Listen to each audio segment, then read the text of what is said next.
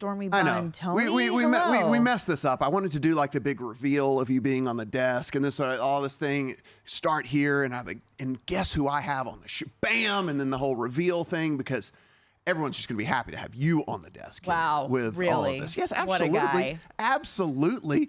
The most talented host at this network on the desk with me right now. Oh, I thought you were going to say the most talented host at this desk, and then there's you. Hello, welcome into the program. A little bit of that. I mean, I understand. You probably woke up extremely excited this morning that you get to be on the desk. But yeah, I get it. Always am. But yes, that's my bad. We didn't see, because we had the quick change between Lombardi line to get in here. You're putting up the spaceship. We didn't have enough time to fully discuss. Wasn't positive we were going to have to do the quick change this morning. It's different things going on. A lot of things happening. But that's what happens when you've got such a busy sports day, which leads us to our beautiful high five as we get underway. All right, classic.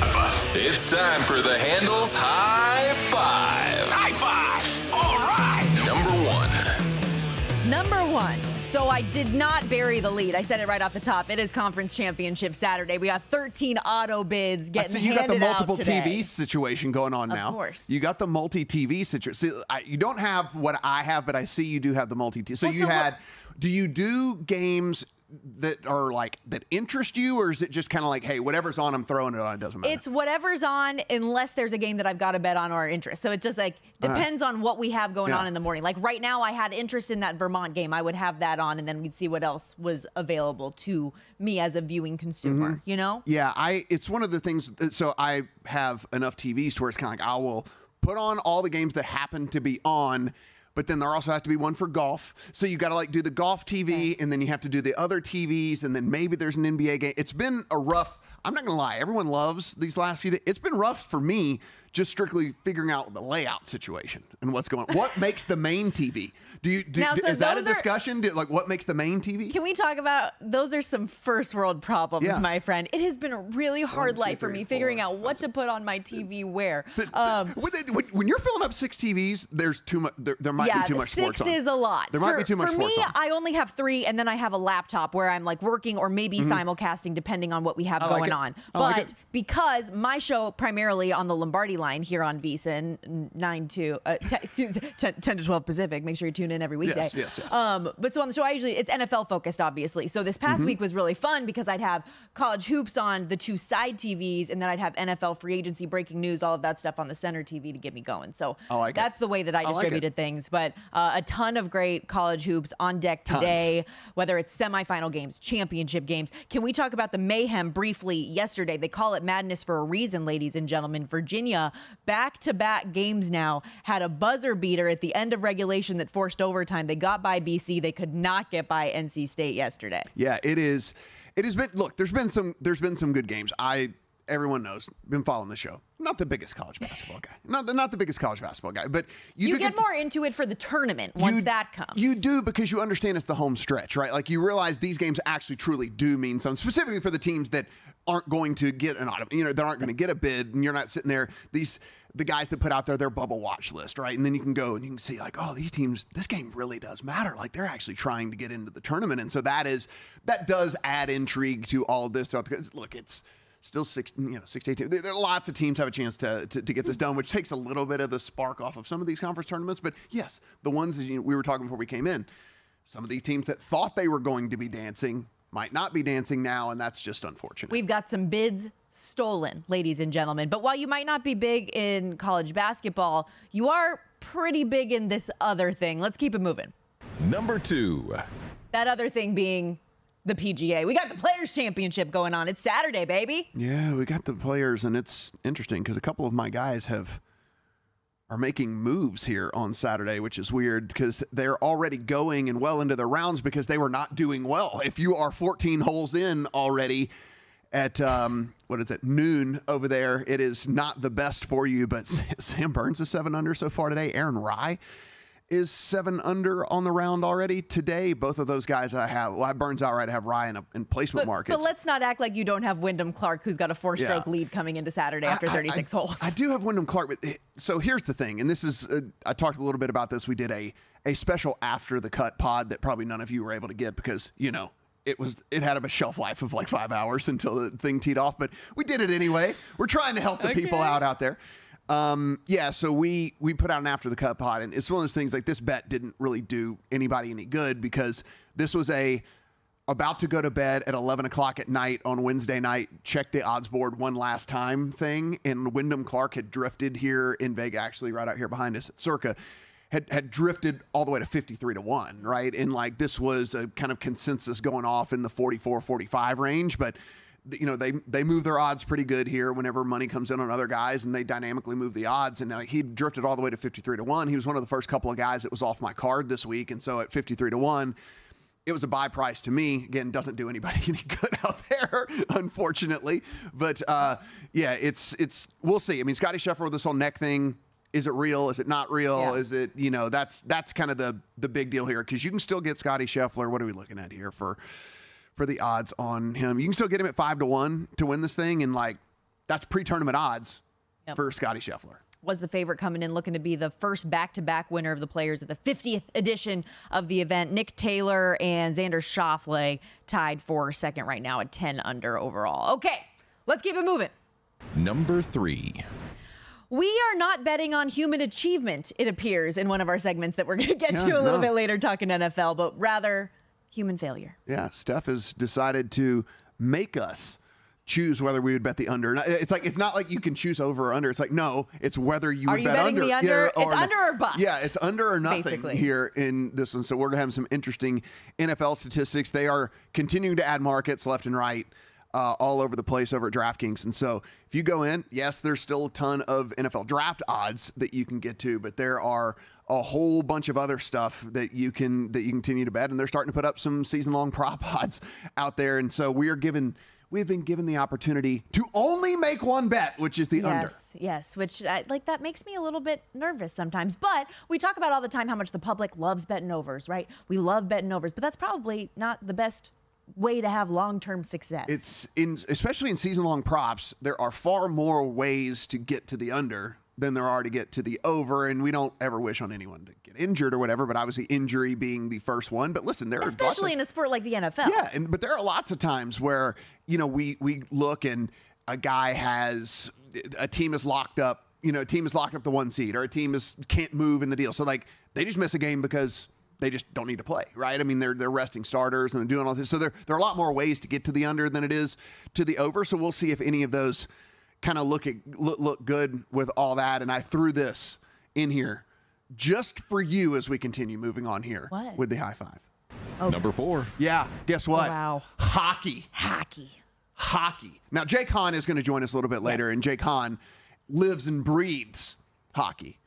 But you, a massive hockey fan, sometimes shackled by not being able to talk about hockey as much as you would like, but guess what?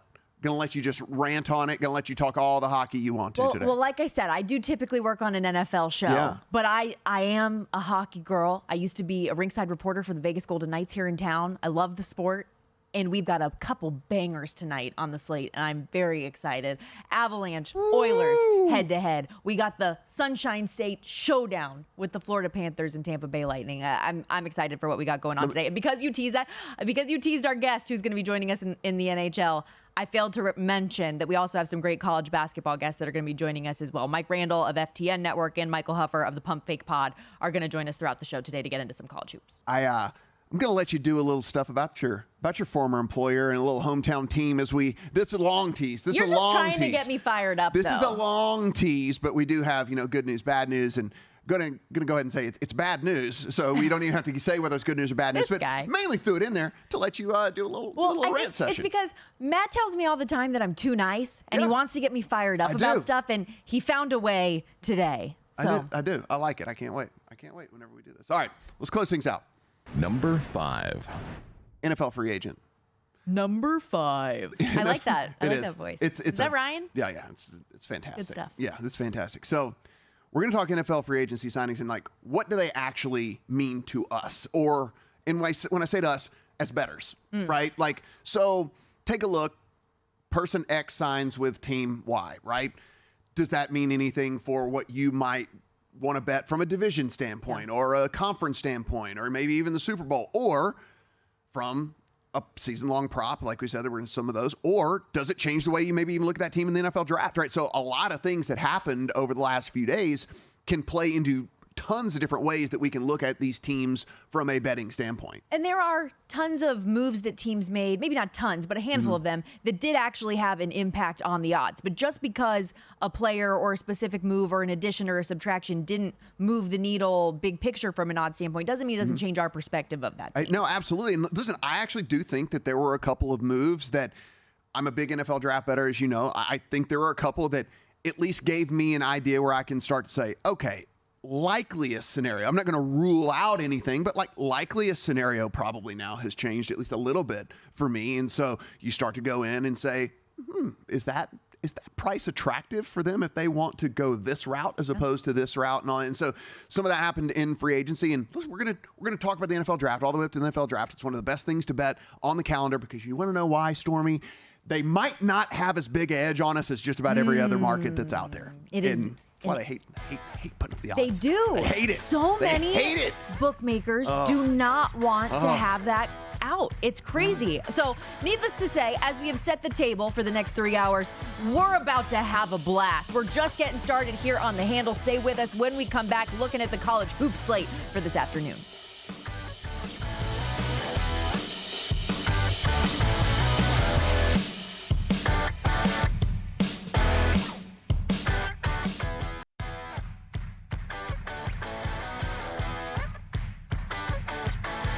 This is The Handle with Matt Brown and Mike Summage on VSiN, the Sports Betting Network. Get an early start on your college hoops tournament betting with VSiN's full court bracket betting coverage starting tomorrow. We'll have a full show dedicated to opening lines for every game, and you'll have full access to the show, the betting splits and picks with VSiN's free access through Sunday. Just register at VSiN.com/champweek. The VSiN College Hoops experts, Jonathan Von Tobel and Tim Murray, will analyze every game and discuss with the bookmakers making the lines to find the best early value. Don't wait for those lines to move, though. Start your bracket and tournament betting with VSiN's Betting the Bracket show tomorrow starting at 7 o'clock Eastern. And again, as that open says, and then Mike Summage. I am not Mike Summage, so your eyes and ears do not deceive you. Stormy Bonantoni here, hanging out with Matt Brown. Appreciate you guys letting me step in today on a Saturday. Got a lot to get to. We do. We're sitting here. There's a little bit of a golf sweat going on. We're going to have a ton of basketball sweat. Actually, did you bet UMass Lowell in Vermont? I mean, was that on your betting card this morning? I contemplated it. Yeah? I contemplated a first half under because these pre-noon Eastern tip-offs have been a little sluggish, a little slow starting, but all right. I didn't end up firing on it. That's a close game. Did you go to UMass Lowell? Is that where you went? No?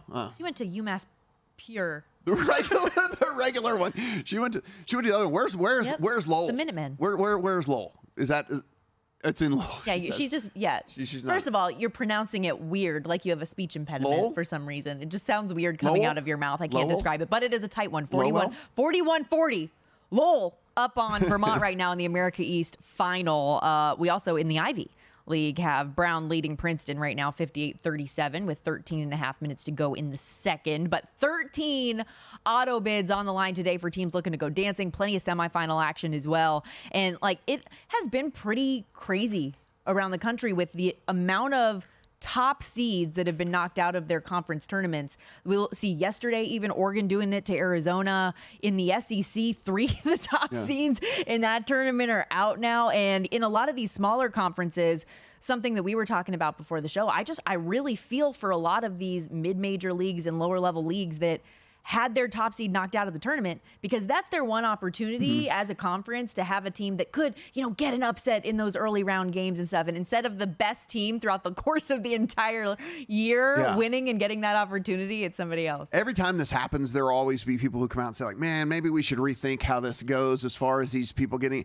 And I don't hate the idea. I don't want to take away from these conference tournaments, because for a lot of these conferences, the only pub and love that they get is because of these tournaments, right? I mean, most people don't follow these smaller conferences throughout the course of the year. So the tournament is the thing that creates the buzz and gets these teams on the map. However, like you just said, the team that was clearly the best team the entire course, the team that was clearly the team that, as you mentioned, may or may not at least have a chance to go in and do some sort of something in the tournament, slips up along the way.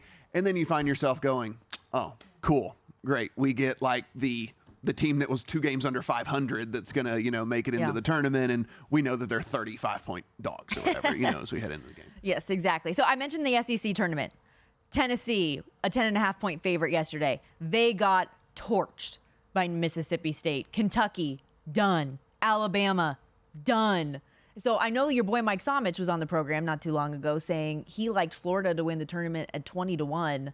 Like, they are as live as humanly possible now coming into today. So yeah, it is. There's actually a lot of games that are tipping off here in about 40 minutes. So if you're looking to get in on some of these games, Wisconsin-Purdue is going off at 10:05. That's Pacific, of course.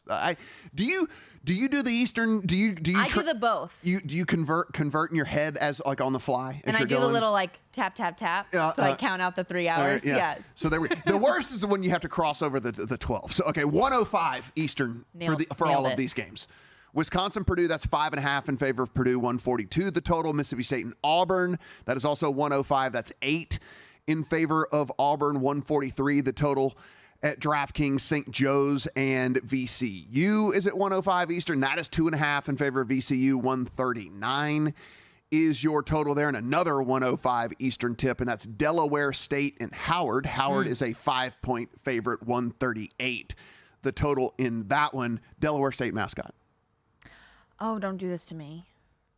I mean, as you're Googling it, that's not fair. No, See, anyone that is a Delaware State alum out there that is listening and you are upset with us, I do apologize, but I do not know. Delaware State. Oh, boy. Hornets. Ha! It is? Yeah, because I read it on the graphic over there. Oh. Right, and the Howard Bison going head-to-head. 5-point spread in that one. Total 138. Sometimes we're not always right on these mascots, though, so I'm just saying, it probably is. Throw our it probably is, but yeah, DSU Hornets, it is. The Hornets. Yeah, DSUHornets.com. Beautiful. Yeah. .com. Yeah. Oh, is it really? Yeah, DSUHornets.com. See, all of the college teams, I feel like, do that. It's like go Air Force Falcons.com or whatever. It's just go and take a look at it. So yeah, I mean, look, in the SEC, if you look at that, I mean, Auburn over the course of the season a much better team than Mississippi State. So I mean, the 8-point spread makes a ton of sense, but.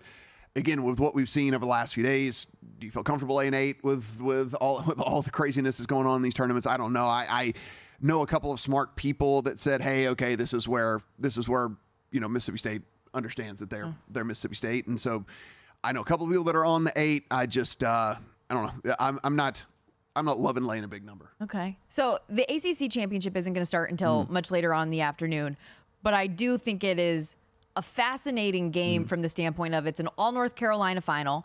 NC State has not been in this game since 2007. They have not won an ACC tournament championship since 1987. I was just a twinkle in my parents' eyes. That's how long it has been since the Wolfpack have won an ACC tournament title.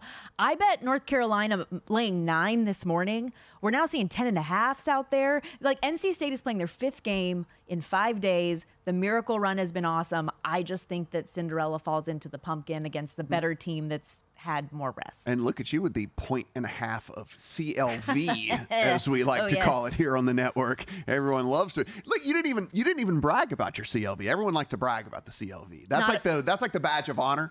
Not particularly braggadocious, this girl. Yeah, you just like to pop.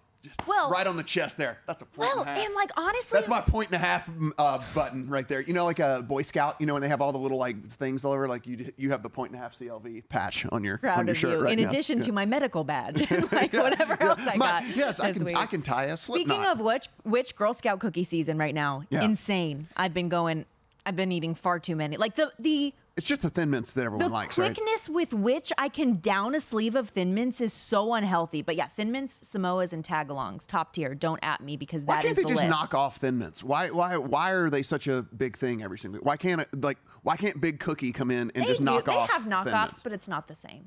It's not the same. But anyways, yeah, I really like North Carolina today. I'm just surprised that. Because when you look at the betting splits, it feels like the public's been all over NC State, but it's moving the other way in favor of North Carolina. And this one, the Big 12 championship, I'm pumped for this game coming up later on today. That's a 3 p.m. Pacific, 6 Eastern. See what I did there? The 1, 2, 3. Houston just been dominant, beat Texas Tech. Iowa State took down Baylor. You've got the top 2 seeds in that conference going head-to-head. That's, I think, going to be an awesome game. Yeah, Houston, obviously a team everyone loves and a team that everyone has been on all year long. Is sitting here about, what are we looking at, 4.5-ish, 5-ish, something like that in favor of them in this game.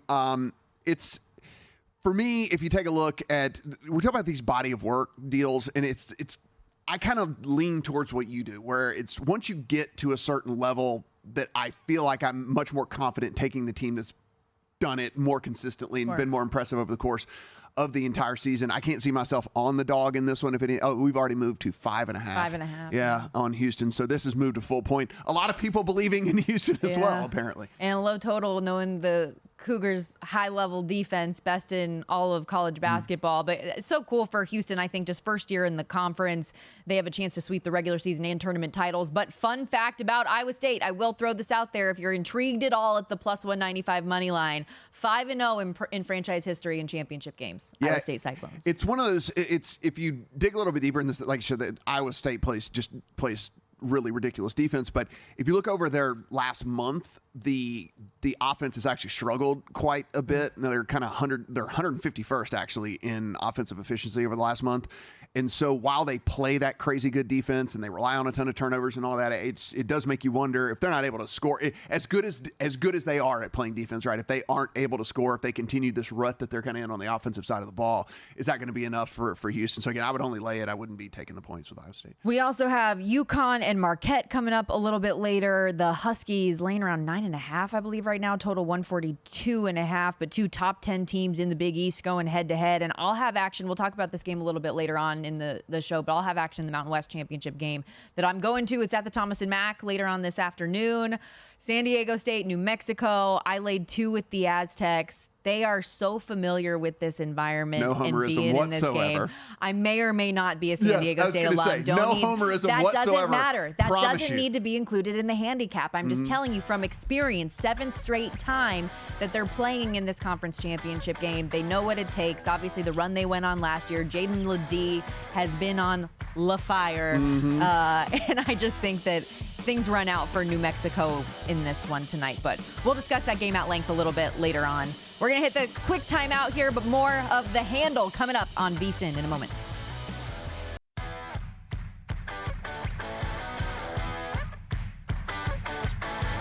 This is The Handle with Matt Brown and Mike Summich on VSiN, the Sports Betting Network.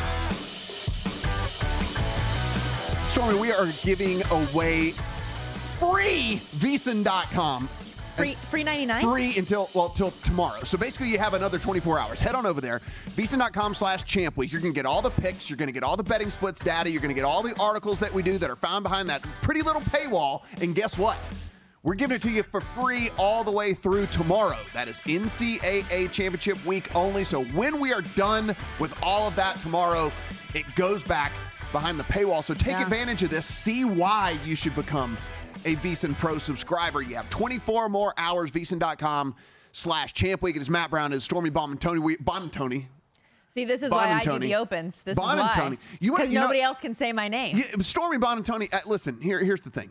You want to know what was going on? I was just going to say Stormy B, and then I decided last minute to not do it. Isn't that the worst when you think you're going to say one word and then mid saying the word you change it? My brain changed in mid. It was like, you know what? You got to give the full last name, and then with that, things just went a little bit sideways. We'll talk golf here in just a second. I want to get your thoughts on a couple of the other things that we're not going to have time to get to because of all of the free agency stuff and all the trade stuff that was going on in the NFL. We just weren't going to have time to get to all of it. So we did want to ask you, we get kind of the surprise thing where Aaron Donald decides to retire there for the Rams. And you had heard rumors that maybe he was going to be one of those dudes that decided to hang it up before he started to decline. It was kind of like he was very, very proud of the work that he put in on the field and didn't want to be one of those guys that we have that sad story, where we're sitting there going like.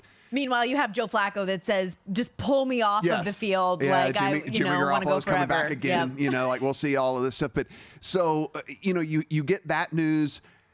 I was kind of high on the Rams a little bit. Like, I liked what McVay did with that team last year. Obviously, you had Stafford play at a high level, the emergence of Puka Nacua, so all of those things that were going on.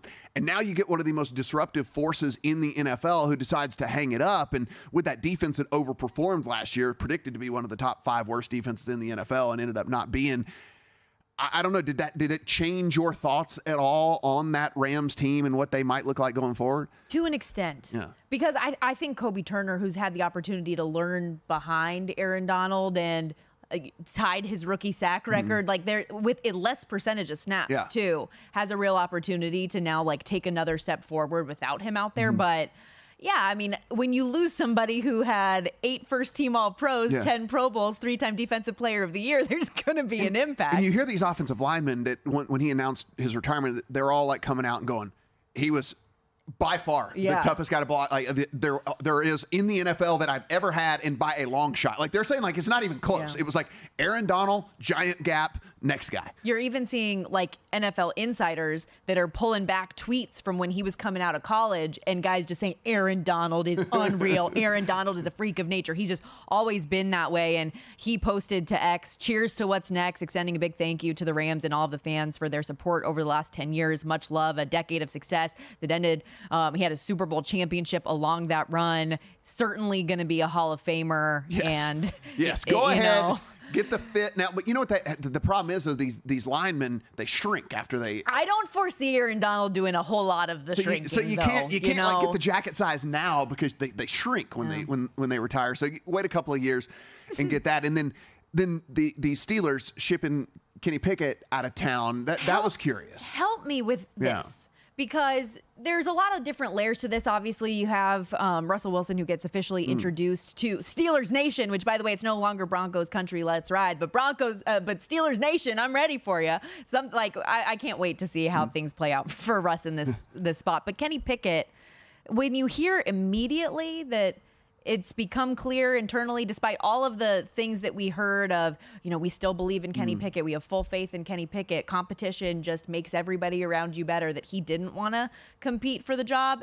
And then he gets shipped out to a place where he's most definitely not going to play, barring injury. At least if you stayed in Pittsburgh, you'd have more likelihood to see the football field. So I think that it's weird. Also, are there 2 more different players than Jalen Hurts and Kenny Pickett? If Hurts does get injured, for Pickett to have to come in and run that offense, it just feels odd to me all around. I guess if you're the Eagles, you're looking at this from the standpoint that they've upgraded what they consider, they bring in Saquon Barkley, they upgrade across the board, and they're like, listen, we're not going to let, if there is a freak injury in which Hurts has to miss 3 or 4 games or something, we're not going to get in the situation where some of these other teams were last year, where we had to throw guys off the street basically in and try to take snaps and stuff. So at least I guess it's more peace of mind that this dude at least has starting experience. Now, how good he is, obviously, that is still up for debate. I don't think he's very good. You probably don't think he's very good. No. Obviously, the Steelers didn't think he was very good. But at least you can put someone out there that does have some experience, as opposed to, let's just say, what the Vikings had to go through last year, where they had to just kind of anyone that could possibly take some snaps. The Browns, until they got Flacco, running through all the different quarterbacks. The Browns went through 5 quarterbacks. Yeah. And so I get that. Like, you think about, you invest in backup interior offensive linemen so much, and you're willing to pay them. Why wouldn't you invest in a backup quarterback a little bit more? So I get it from that standpoint. It's just like scheme-wise and efficiency and accuracy-wise, and a guy that's actually going to score. He doesn't do that. Kenny Pickett doesn't do any of those things. The fact that Russell Wilson steps in to Pittsburgh and had double the amount of touchdowns that Kenny Pickett did, like, that says something to me. I'll tell you, I like the Eagles, I think, more than the betting market does. Like, I think the way that they ended last season kind of tainted what a lot of people thought about them moving into the offseason. And I just, look, they ran into a very, very tough stretch of the schedule, and the defense underperformed. I'm a little bit higher on them than a lot of people are. Bring in Saquon. I love Bryce Huff. Bring back CJ, even though he doesn't like the fans. But no, with some of the moves that they've made, it's even on the odds board has shifted things a little bit. They're co-favorites now with the Cowboys, and this is definitely a division of the haves and have-nots. But yeah, I'm pretty high on the Eagles as well. And I do want to make sure we get a few minutes so that you can talk a little golf. And I got to pump the tires a little bit for you here quickly, because you got me a dub in the Arnie Palmy last week. I was reading our guy Bill 80's daily newsletter, and he quoted you saying that, if I could put all my money on one guy, like I would do it for Scotty Scheffler, but, probably don't do that because it's the favorite. But I did it. I listened. Yeah. And I bet Scotty Scheffler, and that is my lone golf bet that I have made this year, and I won thanks to you. Good. I'm glad you did, because I didn't follow my own advice, and I didn't win. I did at least play him in one and done, so that rocketed me up the thing in one of my contests that I was in. But yeah, it was just so obvious, it seemed like last week. And, the guy's still in contention here this week, despite the fact that he's dealing with some sort of neck injury. By the way, 5-1 to win. Wyndham Clark sitting at plus 180 right now. I actually took a little bit of money. It was 190 last night. So some people going in thinking Wyndham Clark's going to be able to hold on to this. But we have seen some low scores early. And it makes me wonder if this course is a little more gettable today, or maybe if it'll dry out as the day goes on and things will get a little bit tougher. But as we sit right now, Sam Burns is on 18. He is on the green. He's gonna have to make a putt to stay where he's at. That being said, 8 under through 17 for Sam Burns today. So even if he bogeys this hole, he will go 7 under for the round. And so we know there's at least 7 under rounds out there on the course today. So if anyone could do that, it could certainly be Scotty Scheffler. So that is something to think about. Yeah, he's come back from bigger deficits than this before. Trailed by 9 strokes after 36 holes in the Phoenix Open in 22 to beat Patrick Cantlay. Was 8 strokes back at the Arnold Palmer after 36, 1 by 1. Those are things that he has done before. But he had biofreeze put on his neck at one point early in the round yesterday. And then on 14 and 16, he had a physical therapist come up and massage his neck. Can we get somebody like that on staff here? I mean, especially seriously. Commercial breaks. We get tense when our bets aren't going well. Get a masseuse in here, figure things out. In the long breaks, we have plenty of time to get a little pump me up. There's some of these breaks are pretty long. I do have one serious question though. Sahith Theegala. 5 under 67 with 1 bogey yesterday, despite being all over the place. We're talking in the woods. Weird stuff. If he could actually just get off the tee clean, can he stay in the top 10? Because plus 180 for a top 10 finish for him. Yeah, so he actually lost around the green and was basically even to the field yesterday off the tee. Really gained on approach and gained on putting. And so sometimes with those putting performances, we are a little bit hesitant just because putting is so volatile for a lot of guys. He was teeing off like me. It was left, right. Where are we going? There are a lot of guys who are fairly consistent in putting, but 90% of the guys on tour is just kind of up and down and all around. And so there is that. You see Wyndham Clark yesterday gain nearly 5 strokes on the field putting. That's just not sustainable. That being said, you look and he was pretty good everywhere else. So even if he does regress at least a little bit, he's still going to be up there with all of that. I mean, I think if you look at someone that maybe could be a candidate to maybe back today in one of these live markets like you're talking about. So Tom Hoge lost 2.5 strokes off the tee yesterday and still was able to put together a 3 under round because he's so good with his irons. And that's the whole reason you bet Tom Hoge anyway. He's not an off the tee guy, but he's not a lose 2.5 strokes at the field off the tee guy. And so if there's someone you're looking at, maybe if you want to bet a live top 10, live top 20, live, I mean, if you even want to bet on upside, a top 5 or something like that for Hoge, is someone who regression should come towards the positive side off the tee.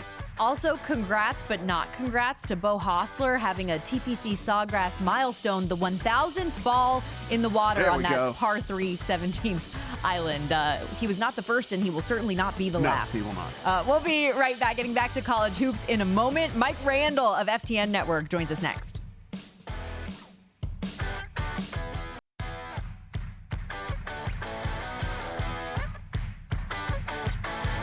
This is The Handle with Matt Brown and Mike Summage on VSiN, the Sports Betting Network.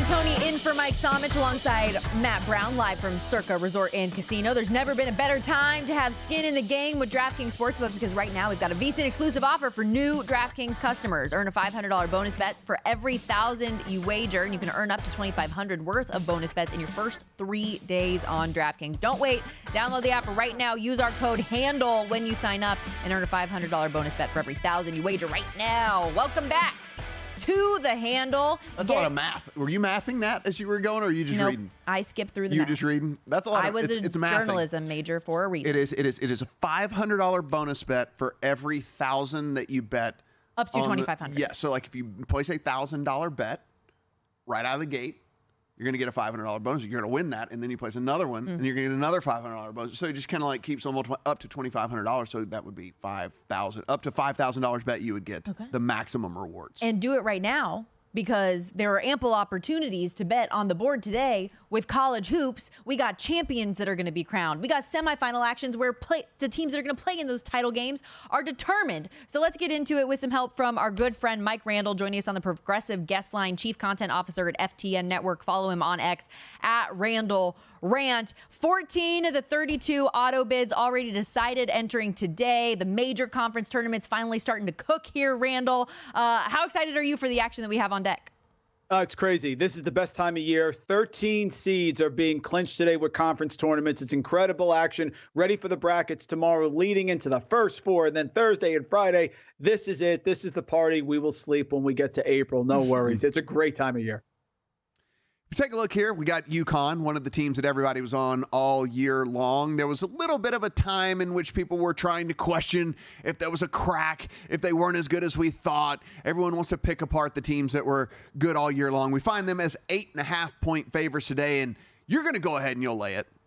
I'm laying it, Matt. I'm laying it first half. I'm laying it full game. I was at the Garden covering the Big East tournament. This team is a juggernaut. The two games that they lost in the Big East regular season, they were 7 of 37. That's 18.9% from three-point range. You have to limit them from three-point range. I don't think Marquette can do it. Fantastic job. Shaka Smart got to the finals without Tyler Kolek. They should not play him today. They got to the finals. You have a payback spot. UConn was knocked out in the semifinals by Marquette last year. Marquette chirped a lot. They didn't win the regular season last year in the Big East. They didn't win the tournament. They actually have motivation here. They're shooting the three, lights out. They have depth. Forget it. I think it's UConn big today. Well, and it's interesting, too, because for so many of these conference tournaments, people were having interest in some of these lower seeds, and that has paid off largely with all the top seeds that have been knocked off. I heard almost everybody that had interest in the Big East saying just lay the minus 135, minus 145 with UConn to win the tournament, because if there's a favorite to win it, it's this squad. How about in the SEC? Speaking of top seeds being knocked out, 3 of them in the SEC tournament out now, but we've got Florida taking on Texas A&M coming out today. This Florida team looks like a Final Four team right now, put up 101 on Alabama yesterday. What are you looking at here? Yeah, what's funny, Stormy, is we had a big future here at FTN. One of our favorite futures in our sims is Texas A&M. But in this matchup here, I'm going to try to get some back here with Florida. Florida is a juggernaut. They're rolling. And the key with Texas A&M is everything's about Wade Taylor. Wade Taylor went berserk. He can have a Jordan Crawford, Kemba Walker-like NCAA tournament, but that's what Texas A&M needs because they are anemic on offense. Tyrese Radford has helped out as well, but every time this year that Wade Taylor's gone for 30, the next game he struggled because he's very streaky. Florida deeper, hitting threes, playing well. Only issue is their bigs don't make free throws. I don't think it comes into play here. I think Florida covers this game. Even though I have a Texas A&M future, we had a big future plus 5,000. I'll try to split a little bit here and take Florida. Let's head to the AAC here. We got South Florida, and you got a nice number on this one. This has moved to full point. South Florida now 2.5-point favorites over UAB. 142.5 is the total here in this one. We see a South Florida team good beyond the arc over the course of the season here. And Mike, you like them. Would you play it at 2.5? Now that we know you like the 1.5, would you still play it at 2.5? Yeah, I would. In fact, what's funny is this number opened at 2.5, 3, went down to 1.5, and is now going back the other direction. Sharps may be on this. Guys, South Florida, the best team in the conference across the board in defense, effective field goal percentage, 3-point percentage, 2-point percentage allowed. They were rolling. They only lost one game in the conference until they played Tulsa last game of the year. They shot 12% from three-point range in that game. So everyone went off of South Florida because they said, oh, they lost to Tulsa. They had already clinched the conference. His team is rolling. Chris Youngblood was Cold Player of the Year in the conference. Kason Pryor inside is fantastic. Miguel Selden comes off the bench like Vinnie Johnson in the 80s from Detroit Pistons, the microwave. He heats up in a hurry. I'm taking South Florida here to advance to the finals. I love it. And I hope both of those things do happen with South Florida and Florida, because I may or may not have a money line parlay involving them both at around 2-1. So let's go to the Big Ten. Got a couple semifinal games today. You have interest in Nebraska getting the 4.5 against Illinois. They've won 7 of their last 8 games, have looked good. Why do you like them in this one? Yeah, I love Nebraska here because Illinois does not play any defense. They allowed 39% from three-point range in conference. Their deal is they're outscoring with Terrence Shannon and Marcus Dumais, who are fantastic. But the issue here is they were very fortunate against Ohio State to advance. Nebraska balanced inside now. Tominaga is shooting three-pointers from logos. They're fantastic. I think their physicality, I think their rebounding, they're hot right now. Illinois cannot play defense. I am not going to back teams, guys, that don't play defense like Kentucky, Illinois. Great job by Brad Underwood to sort of navigate some personnel issues there, but I am taking Nebraska here, getting the points in this matchup. I even like it as a money line. Talking to Mike Randall, Chief Content Officer over at FTN Network. You can find him on the Twitter machine over at Randall Rant. Mike, let's head to the Big 12 championship game. We got Iowa State and we have Houston. We have seen a little bit of money come in on Iowa State, knocking this thing down to 4.5. You're going to back the dog here.